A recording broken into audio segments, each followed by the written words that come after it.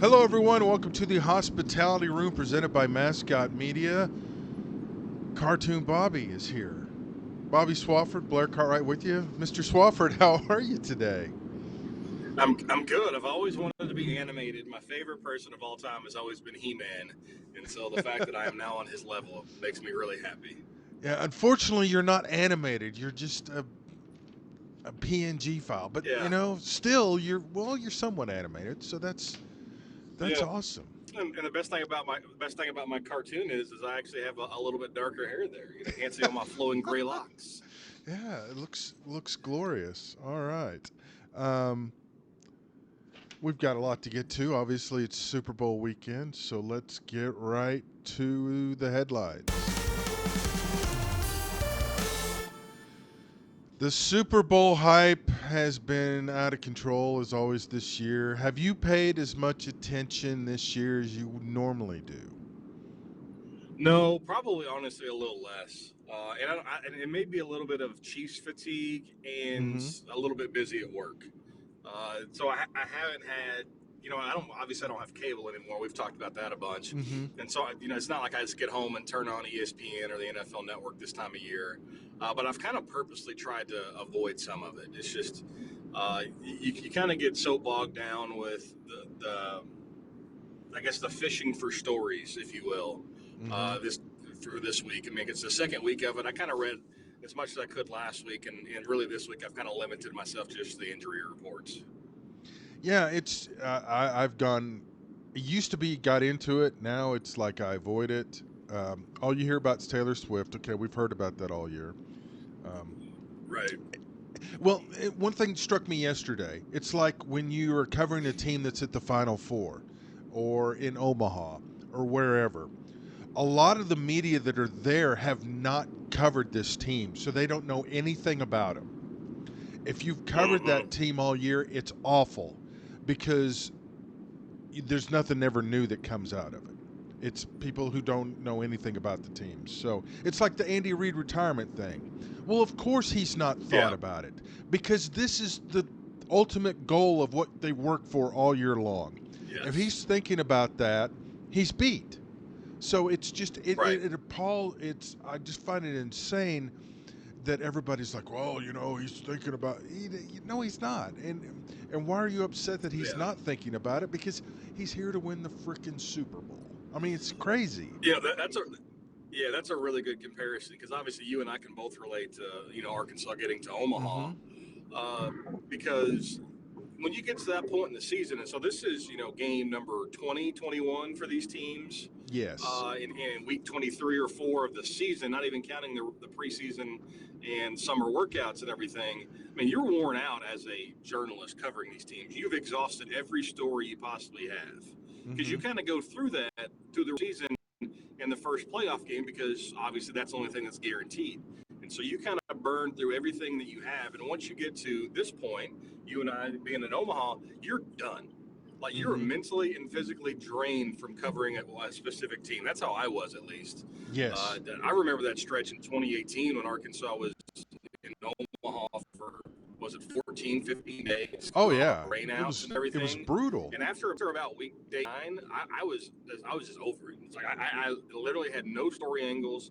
We'd done a feature on pretty much everybody who played, Yeah. but you're right though. Everybody who doesn't cover them year round are asking the dumb questions that you and I would consider dumb because Yeah. we've heard it 50 times this year.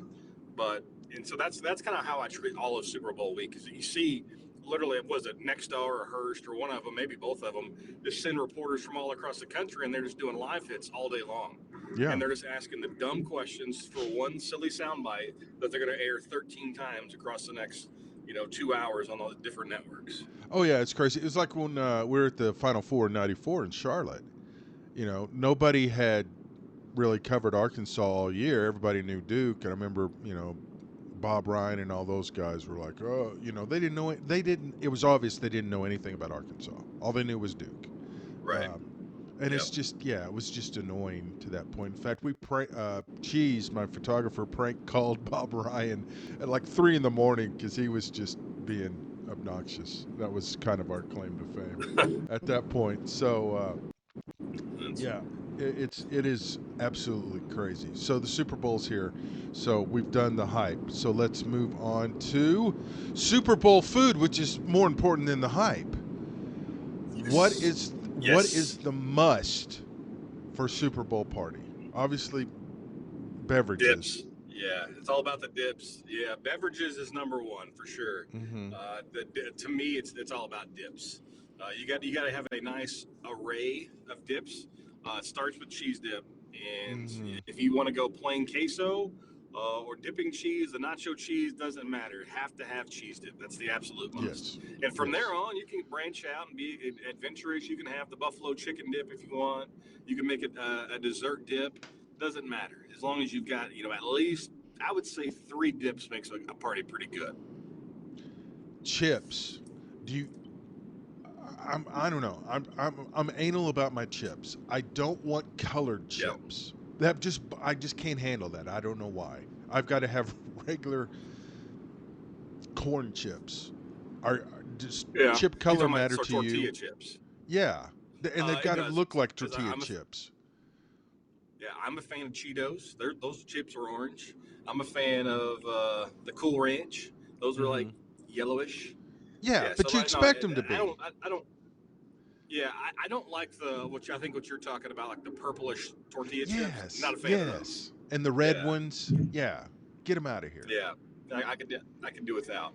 I'm a huge fan of Fritos. I love Mm, Fritos and dip. yeah, yeah. You can't go wrong with Fritos. So, chips, dip, beverages. Does there need to be Yeah. a main dish, like a chili or No, a I don't think so. barbecue? Okay. Yeah, no, I don't think so. Finger foods? Honestly, like of all the Super Bowl parties that I've ever had, I think the most main course I've ever had are the little smokies that you put in the crock pot and barbecue sauce. Mmm. Because there's really no point in having a main dish. Like I get that people order pizza or maybe sandwiches like that, but you don't really need it just because it's really all about hey, like I you know and get back in there. I have time to make a plate. I think you ran into a tunnel. Kind of broke up there on us. City of But Conway, city of the city roundabouts and of dead spots. colleges. Yes, the city of Yeah. colleges. I'll tell you what, ordering pizza on Super Bowl Sunday is just lazy. I actually Yeah, I agree. delivered pizzas on Super Bowl Sunday when I was in college, and we had an ice Oh, storm, and it was the absolute worst because people were irate that their pizza was late, even though there's an inch of ice, but came out okay on tips. So crazy. yeah, I bet. Speaking of that, uh, the Super Bowl. Well, it's not working. All right, here we go. Send us your Super Bowl spread at the email address or tweet us because we want to see those. So we go from Super Bowl food to our next headline. Razorback basketball, bad loss at LSU. Devo is back. How close are we to just totally being done of dealing with Razorback basketball this year? I think we're pretty close.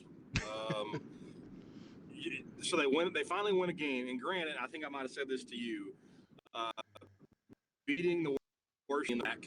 So it's kind of a little bit of a false hope. They go out and they beat Missouri, who, by the way, Mm-hmm. is the absolute worst team, and then you just get Bad. housed like that. And Yeah. they show no effort, and they're down double digits with the first 5-6 minutes of the game, 8 minutes of the Oh game, yeah. whatever it was. It's just they don't have it. They don't have the horses. Um, they don't have the answers on the bench. And it's time to wave the white flag because they're not just losing, Blair. You can handle teams that are just losing. They're getting destroyed. Yeah. They're losing consistently by 15 to 20 points. And when you're doing that, there's just no point. There's no point in holding on to the rope anymore. Yeah, it's bad. So Devo back is I mean it's nice. I guess he's back, but it's really not going to mean anything, is it? No. And unless Devo's all of a sudden going to turn into Michael Jordan, it doesn't matter. Because honestly, they were the same team without him than they are going to be with him. I mean, he's a guy who averages 6 points a game and shoots less than 35% from the floor. I mean, this is terrible to say about a Arkansas-based player from Jacksonville, but honestly, he doesn't do anything for the team.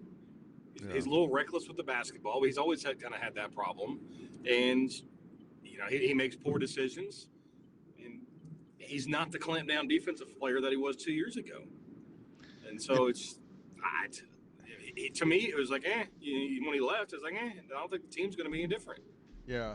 Well, it's like he makes his mark in March, and this team is not going to be playing in March. So No, they're not. it's like, I guess he's back. He can go through senior day. Georgia's Saturday, and then Tennessee comes in Wednesday night, 8 o'clock. I don't know that they're, well, anybody that goes that game is going to watch Tennessee because they might win the national title. So, very. Yeah, was he a freshman? That kid is unreal. Oh, yeah, I can't wait to see like averaging like 24 a game. Yeah. Well, yeah, it's going to be nuts. So, we'll probably do our swan song to baseball next week. And then because in our final headline, baseball next week. Stovall's hurt. 7 days. So the curse continues. But the Hogs picked to win the SEC for the first time since 2013. It's almost like we don't have enough of a curse, so let's pick the Razorbacks to win the SEC so we can just totally destroy the program. Yeah.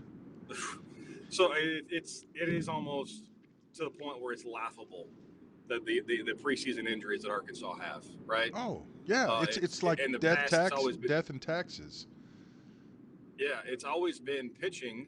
And, of course, the freshman stud this year is going to be slowed down. He's not going to be ready for opening day.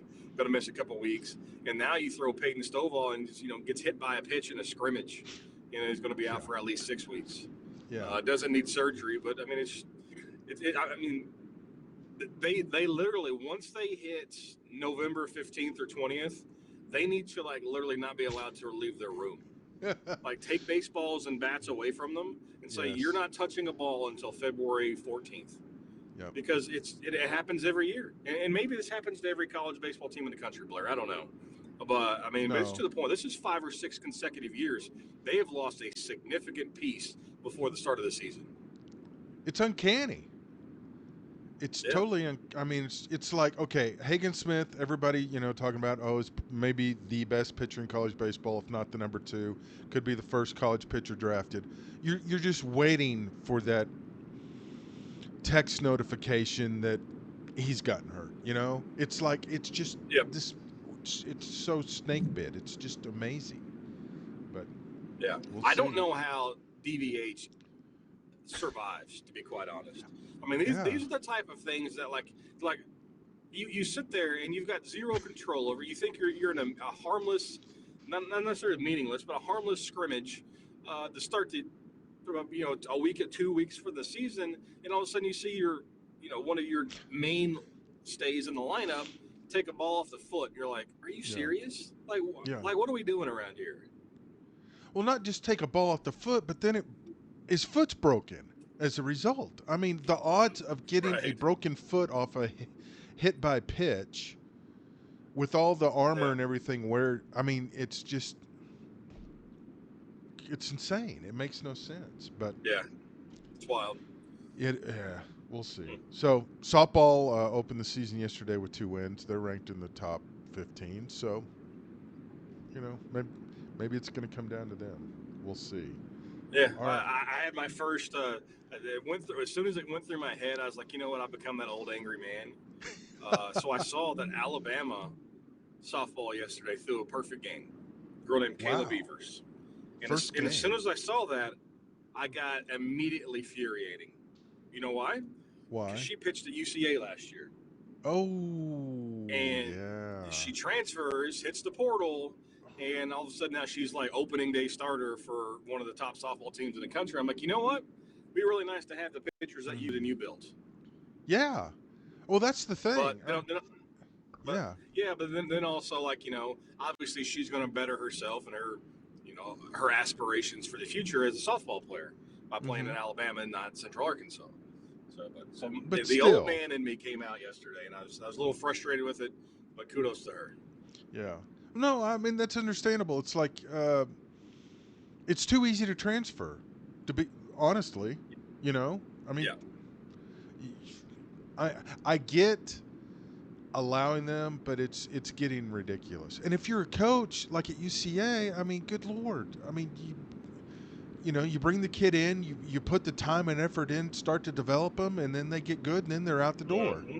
You don't reap the Right. benefits of your efforts. It's insane. Yeah. It's not fair. Yeah. So, I mean, yeah, and I've thought about this a lot more from the football side of things, because that's more of what we think about. Mm-hmm. But like, if you're a low level Division I basketball school, like a Central Arkansas or a Little Rock or a Western Illinois, like a good friend Dave is, and if you have a good player, the immediate thought is like, oh man, we got him for 3 more years. Like, I Mm-hmm. wonder where he's going to transfer to next year. Yeah. Oh yeah, and everybody's trying to poach him. I mean, it's just Yeah. yeah. Co- College athletics is going to eat itself alive if it doesn't figure out something quick, and they need to do it themselves. But that's that's a whole nother tangent we can get on, Mm-hmm. and we'll save that probably for the summer when it all blows up. So, with that, let's move to the picks.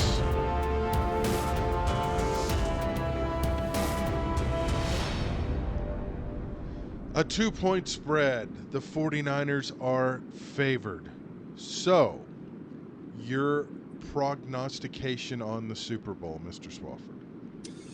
Well, before I dive into it, and I hate to put you on the spot, I meant to ask you about this, but I got on the road too early. Yeah, no, that's We fine. have our season records.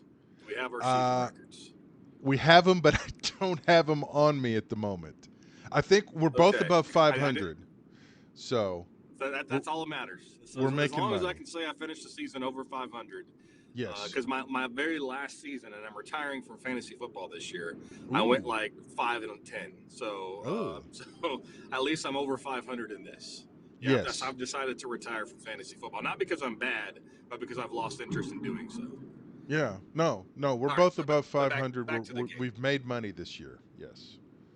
Okay, all right. So I'm gonna go Kansas City, Okay. and when the conference championship games finished, I was like, oh, San Francisco's going to win this game. But the more I've sat and thought about it, and granted, we've talked, I haven't watched a lot of pregame.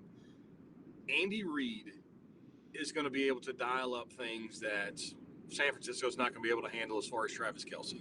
Mm-hmm. And San Francisco is so beat up physically that I don't know that we can rely on George Kittle and Deebo Samuel and Christian McCaffrey, even though McCaffrey was named Offensive Player of the Year last night. Uh-huh. I just don't know that they can take a full game beating against the Chiefs defense that's pretty good. So I'm going to take Kansas City. I think it is a close game, but since it's less than a field goal, I'll take the Chiefs. Okay.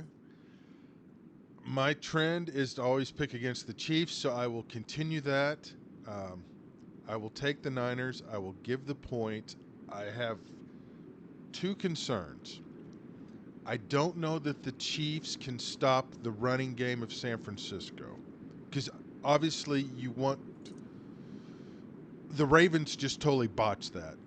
That was my biggest Yeah. concern. I think Shanahan realizes he can't rely on Purdy to beat the defense. He's got to do it with the running game. The running game's pretty salty. That is the Chiefs' weakness. So that concerns me. And at some point, and I think the 49ers have got to get the lead. That plays into their hand. Yes. If the Chiefs strike first, then that changes everything. So, everybody's saying it's going to be a great game, which it's going to stink. I'm afraid everybody's put the whammy on it. It's going to be a curse, and it'll be a horrible game. But hopefully it'll be a good game. It could very well be like the first meeting 4 years ago. We haven't had a clunker in a while, and we probably are due for a bad Super Bowl. Yes. You have to go all the way back to Seattle, Denver, Mm-hmm.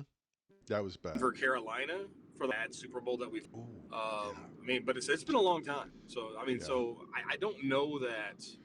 I think the extra week is a big reason why that happens.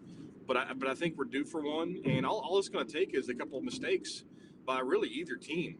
Interception here, fumble Mm-hmm. there. Kind of what happened to the Lions in the second half a couple weeks ago in that championship game. If something like that happens, then things could get out of. Uh, San Francisco defensively has the personnel to do what I think every team in the NFL should do against the Mm-hmm. Chiefs. Beat up Travis Kelce on the line of scrimmage and double team him. They've got Mm-hmm. Dre Greenlaw. They've got Fred Warner. They've got linebackers who can run.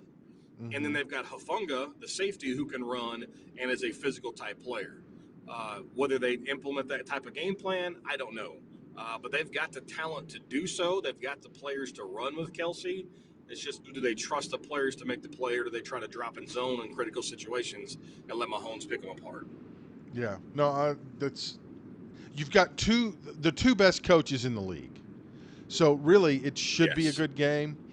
If it's the Lions, I think it's a clunker because obviously they blew it in the championship game. So yeah, you've got two really good coaches. You got both staffs are really good. So yeah, hopefully it'll be good. So those are our picks. But we have prop bets.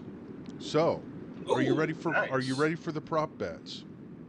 Let's go for the prop bets. All right. How long will the national anthem be? The over-under is 90.5 seconds. Reba McEntire is your Nah. national anthem singer. Yeah, Reba's going to need more FaceTime than that. She's kind of fallen off the earth in a while, so Yes. she needs more than 90 seconds. So take the over. And it's Vegas. You don't do anything quick in Vegas. It's long and it's show. Got to put on a show. Got to put on a show. The result of the coin flip, will it be heads or tails? Tails. Yeah, that one's, I don't know what that would pay. That'll be interesting. Let's see. Of course, the Gatorade, what color will the Gatorade be? Orange, blue, red, or other? Orange, blue, red, or other. I'm going other. I think it's yellow. Okay. Yeah. I wonder who determines that, and do they put money on it? Anymore, it's just water, though.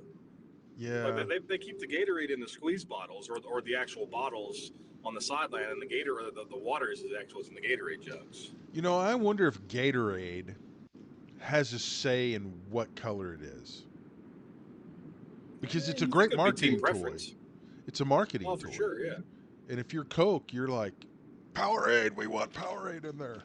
So, Usher is our halftime performer. How many songs will Usher perform? The over-under is at 8.5. How do you have half a song? Yeah. Is it a mix? I mean, is this Usher by himself or the total number of songs performed in the halftime show?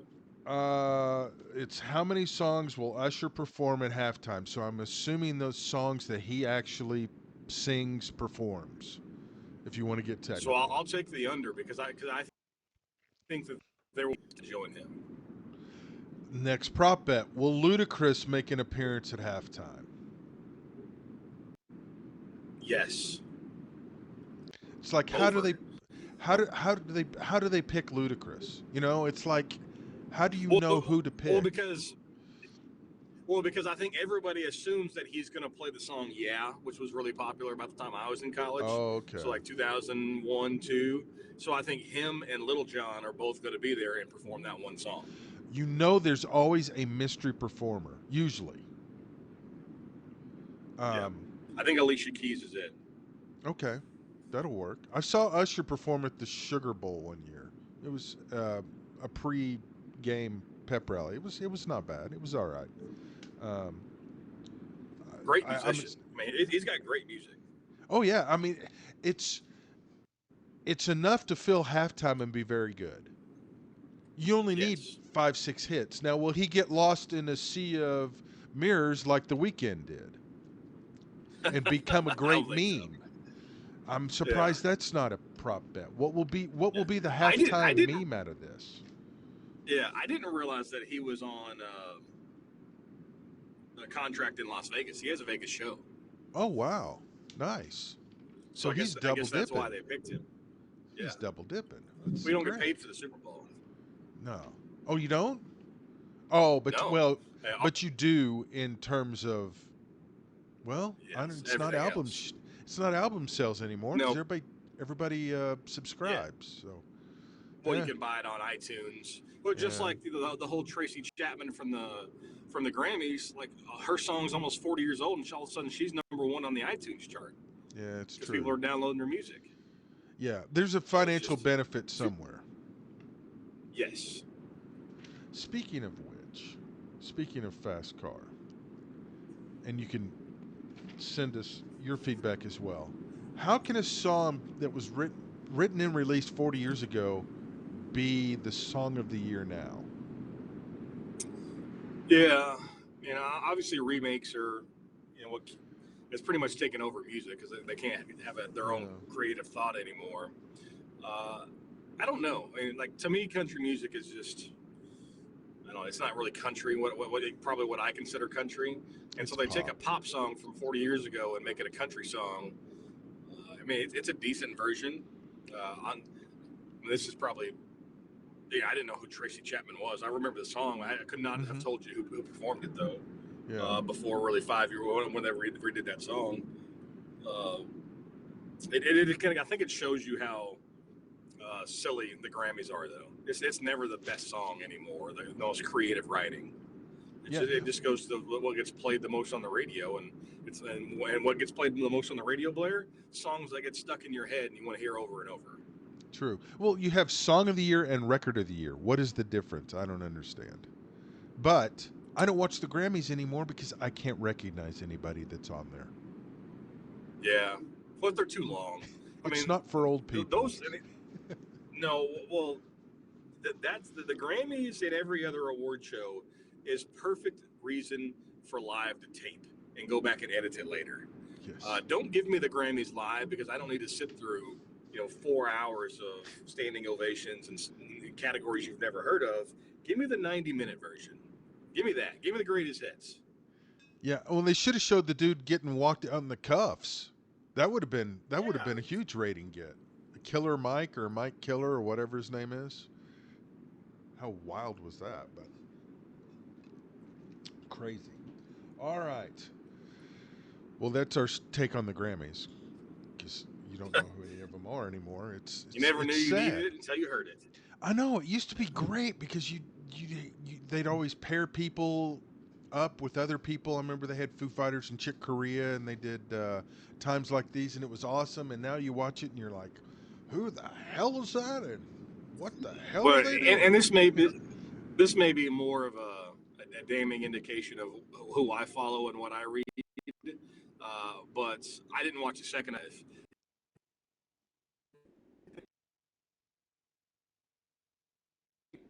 Batman and Luke's performance of Miley Cyrus won for Flowers, and that Taylor Swift announced that she's got a new album coming out. That's the only thing I heard about the Grammys. I didn't even know somebody got arrested. Yeah. Oh well, it was. Yeah, I don't know how I stumbled on that, but yeah, crazy. So that's our Grammy preview. That will bring us to a close. Final words on this Friday, Mr. Swofford. No, I'm excited about the Super Bowl, excited about the dip spread that we've got planned at Casa de Swaff in the Man Cave. I'll be sure to send you some pictures of it. I believe we have 6 dips prepared to Ooh, make. We got some nice. people coming over. They're going to bring theirs. So I'm excited about that. And apologies for not being there in visual person as I'm in the car going to some state bowling. Oh, it's all good. Hey, I wanted to show you real quick. I got one of those fancy wallets that like you recommended, and it comes with an Say that Apple again. tag. Sorry, cut out. Got a fancy wallet here that expands. The front pocket wallet.